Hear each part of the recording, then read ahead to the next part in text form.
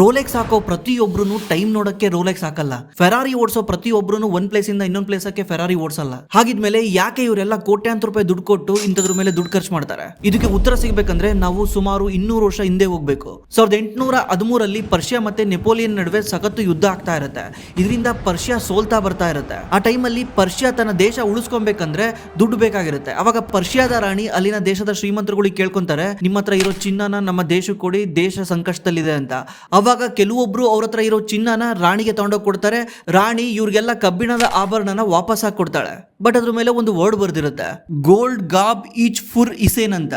ಅಂದ್ರೆ ನಾನು ದೇಶಕ್ಕಾಗಿ ಚಿನ್ನ ಕೊಟ್ಟು ಕಬ್ಬಿಣ ತಗೊಂಡೆ ಅಂತ. ಈ ತರ ವರ್ಡ್ ಬರ್ದಿರೋ ಕಬ್ಬಿಣದ ಆಭರಣನ ರೋಡಲ್ಲಿ ಹಾಕೊಂಡು ಹೋದ ತಕ್ಷಣ ತುಂಬಾ ಜನ ಇದನ್ನ ಫಾಲೋ ಮಾಡ್ತಾರೆ.